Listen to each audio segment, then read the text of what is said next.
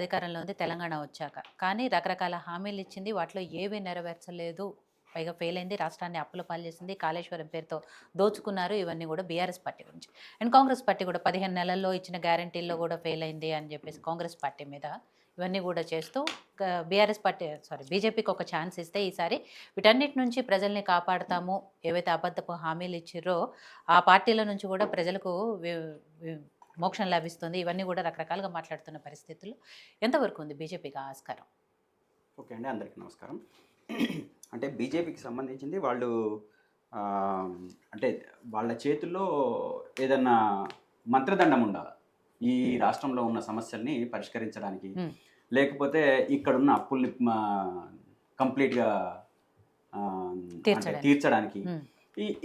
అంటే వాళ్ళు వస్తే అప్పులు చేసిండ్రు, మేము వస్తే మొత్తం మంచి పరిపాలన చేస్తాం, అప్పులు లేకుండా చేస్తాం, అదేవిధంగా ఉన్న అప్పులు కూడా లేకుండా చేస్తామని చెప్పేసి మాట్లాడుతున్నారు. అంటే ఏ రకంగా చేస్తారు?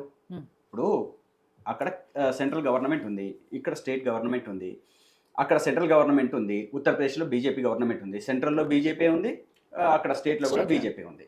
కానీ మొత్తం భారతదేశంలో ఉన్న అన్ని రాష్ట్రాల కంటే అప్పు ఎవరికి ఎక్కువ ఉంది అంటే ఉత్తరప్రదేశ్కి ఉంది.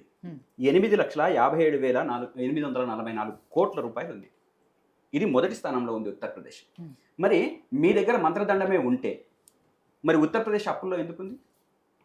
మీరు చాలా బాగా పరిపాలన చేసేవాళ్ళు కదా. మరి పరిపాలన చేస్తే మరి రాజస్థాన్లో కూడా వీళ్ళ బీజేపీ ప్రభుత్వం ఉంది, మధ్యప్రదేశ్లో కూడా వీళ్ళ ప్రభుత్వం ఉంది. ఫస్ట్ ప్లేస్ ఏమో ఉత్తరప్రదేశ్లో 8,57,844 కోట్లు, అదేవిధంగా రాజస్థాన్లో 6,37,035 కోట్లు, మధ్యప్రదేశ్లో 4,80,976 కోట్ల అప్పు ఉంది. వీళ్ళు పరిపాలిస్తున్న రాష్ట్రాల్లోనే. మరి వీళ్ళు పరిపాలిస్తున్న రాష్ట్రాలలో నిజంగా కూడా అటువంటి పరిస్థితి ఉంటే ఎందుకు అప్పు ఉంది? వీళ్ళు దానికి సమాధానం చెప్పాలి. రెండోది, ఈ రాష్ట్రంలో వాళ్ళు 8 మంది ఎమ్మెల్యేలు, 8 మంది ఎంపీలు గెలిచిన తర్వాత ఈ రాష్ట్రానికి ప్రత్యేకంగా తెచ్చిన నిధులు ఏంటి? వాళ్ళు ఏ రకమైన నిధులు తెచ్చారు?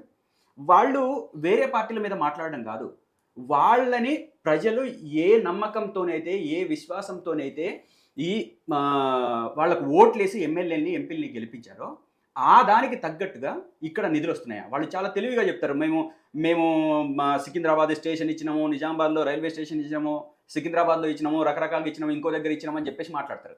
ఇది దేశవ్యాప్తంగా జరుగుతున్న అభివృద్ధిలో భాగంగా ఇక్కడ కూడా ఒక సికింద్రాబాదు, దీనికి ఒక ప్రాచీన కాలం నుంచి దీనికి ఒక ప్రత్యేకత ఉంది కాబట్టి ఇక్కడ కూడా ఇచ్చారు.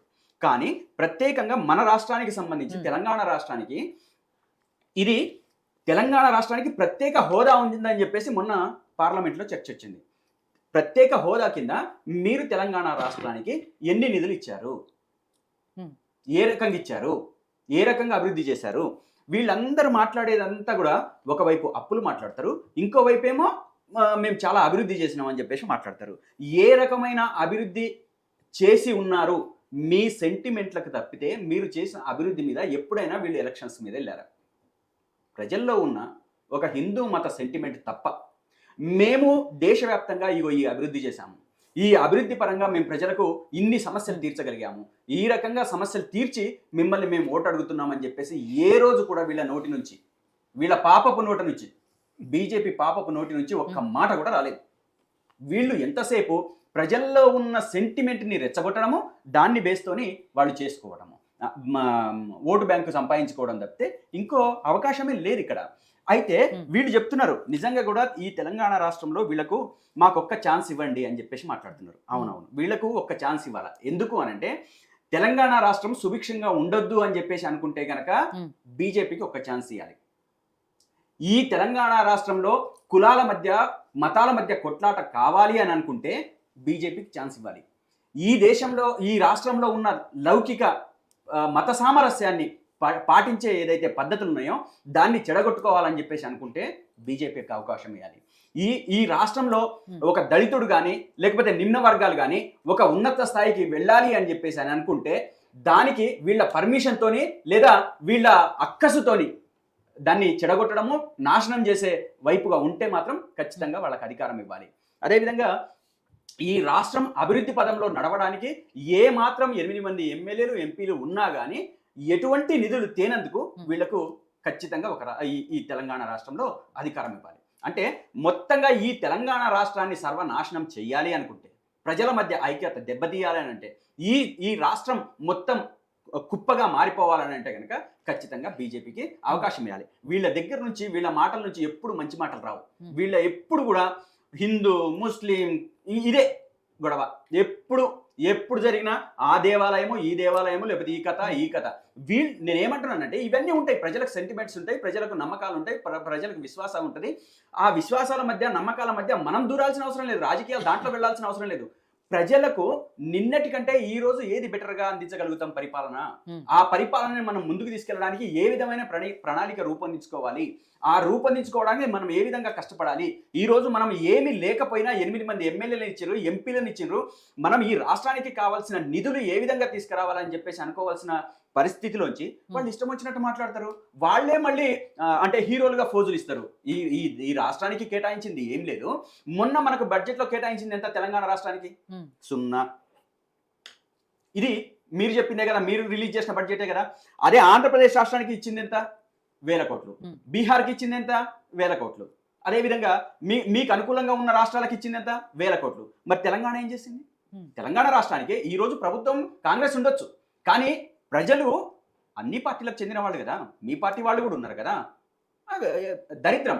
వీళ్ళు ఏ మాట చెప్పినా, ఏ మాట ప్రకారం ముందుకెళ్ళాలని అనుకున్నా ఆ విధంగా వాళ్ళు వెళ్ళడానికి వాళ్ళు సిద్ధంగా ఉండరు. వాళ్ళు ముందు ఒకటి చెప్పి వెనక ఒకటి చేసే అలవాటు వాళ్ళకు రెగ్యులర్గా ఉంటుంది. వాళ్ళకి చూడండి, వాళ్ళకి ఎట్లా క్రియేట్ చేస్తారనంటే, కాంగ్రెస్ గవర్నమెంట్ ఉన్నప్పుడు 60 రూపాయలు 70 రూపాయలు లీటర్ పెట్రోల్ ఉంటే మేము 50 రూపాయలకే చేస్తాం, 50 రూపాయలు పెట్రోల్ కావాలంటే బీజేపీకి ఓటేయండి అని చెప్పేసి మాట్లాడారు. ఈరోజు ఎంత ఉంది?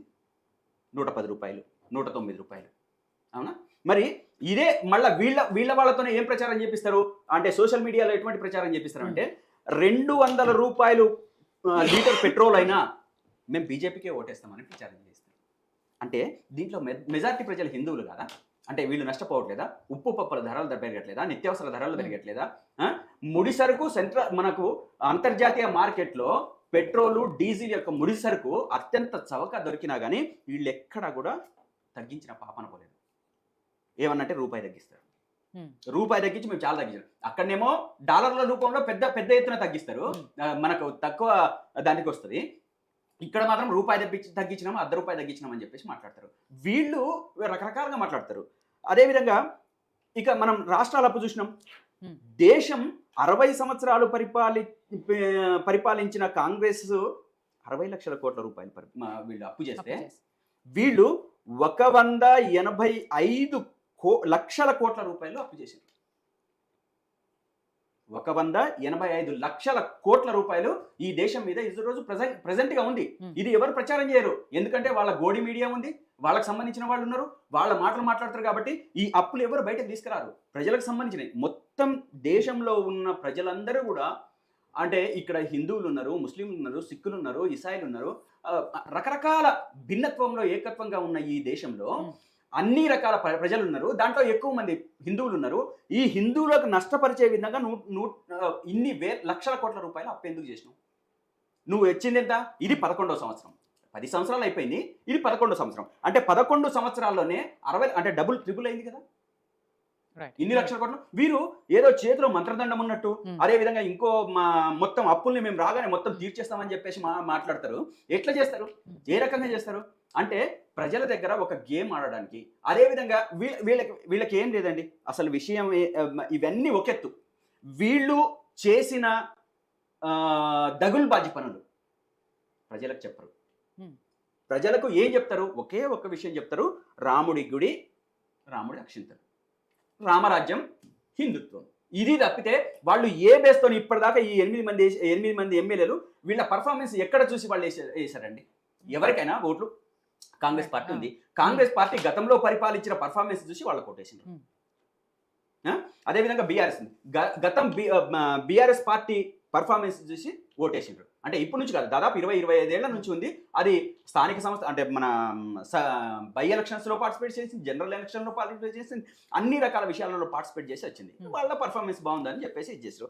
ఈ రోజు ఈ 8 మంది అదేవిధంగా 8 మంది ఎంపీలు వీళ్ళ పర్ఫార్మెన్స్ ఏముందని చెప్పేసి, ఏ రకంగా ప్రజలు నమ్మిందని చెప్పేసి కేవలం సెంటిమెంట్ తప్ప మరొకటి కాదు. కాబట్టి వాళ్ళు దీన్ని రెచ్చగొడతారు. ఇంకోవైపు ఏమంటారు, వీళ్ళ అడుగు ఆర్ఎస్ఎస్ లేకుండా ముందు పడదండి. ఆర్ఎస్ఎస్ వీళ్ళ డైరెక్షన్ లేకుండా లేదా వాళ్ళ కార్యకర్తలు దీంట్లో ఇన్వాల్వ్ కాకుండా ఎట్టి పరిస్థితుల్లో కూడా వీళ్ళ అడుగు ముందు పడదు. రేపు అధికారంలో రావడం కోసం ఇప్పుడు అంతా వాళ్ళు ఏం చేస్తున్నారంటే ఆర్ఎస్ఎస్ ని మొత్తం సమాయత్తం చేస్తున్నారు. ఆర్ఎస్ఎస్ వాళ్ళు సమాయత్తం చేసి ఒక ప్రయత్నం చేస్తున్నారు. సరే, వాళ్ళ ప్రయత్నం ఏం సఫలీకృతం అవుతుంది, ఏం చేస్తుంది, ఎట్లా చేస్తుంది అనేది మనం భవిష్యత్తులో ఆలోచన చేద్దాం. కానీ వీళ్ళు నీతులు చెప్తే నేర్చుకునే స్థితిలో తెలంగాణ ప్రజలు లేరు. వీళ్ళు అప్పుల గురించి చెప్పినా, లేకపోతే ఓట్ల గురించి చెప్పినా, అభివృద్ధి గురించి చెప్పినా దయ్యాలు వేదాలు వల్లించినట్లే ఉంటుంది తప్పితే ఇంకో రకంగా కాదు. వీళ్ళు ఈ రాష్ట్రంలో ఉన్న ప్రజలకు సుభిక్షమైన పాలన అందించడానికి వాళ్ళు ఎప్పుడూ సిద్ధంగా ఉండరు, ఎక్కడ లేరు. వాళ్ళు పరిపాలించిన రాష్ట్రాలలో అన్ని వర్గాల ప్రజల మీద, ఒక్క హిందువులు తప్పితే మిగతా ప్రజలందరి మీద దాడులు, నిమ్న వర్గాల మీద అందరి మీద దాడులు, వాళ్ళు చంపటము, కొట్టడము, ఇటువంటి పరిస్థితి. కాబట్టి మేమేమంటున్నామంటే వీళ్ళ రాజ్యం వస్తే తెలంగాణ ఏదైతే ఇప్పుడు అంత సఖ్యతగా ఉందో, కలిసిమెలిసి ఉందో, అన్ని రకాల సౌహృద్భావంతో ఉందో, సోదర భావంతో ఉందో, అది మొత్తం నాశనం వైపుగా వెళ్ళే అవకాశం ఉంటుంది. కాబట్టి మనం ఈ రాష్ట్రాన్ని మనం కాపాడుకోవాలి. ముఖ్యంగా బీజేపీ కబంధ హస్తాల నుంచి మనం కాపాడుకోవాల్సిన ప్రధానమైన బాధ్యత ఈ తెలంగాణ రాష్ట్రంలో ఉన్న ప్రగతిశీల శక్తులు, మేధావులు, కళాకారులు ప్రతి ఒక్కళ్ళు దీని గురించి లోతుగా ఆలోచించాలి. వాళ్ళ కబంధ హస్తాల్లోకి వెళ్లకుండా ఈ రాష్ట్రాన్ని కాపాడాల్సిన ప్రధానమైన బాధ్యత ఈ రాష్ట్రంలో ఉన్న ప్రజలందరిదని చెప్పేసి ఈ సందర్భంగా నేను తెలియజేస్తున్నా. ప్రజలు ఆ కర్తవ్యాన్ని తీసుకోవాలని చెప్పేసి కూడా వినమ్రంగా కోరుతున్నాను. రామ్ గోపాల్ గారు.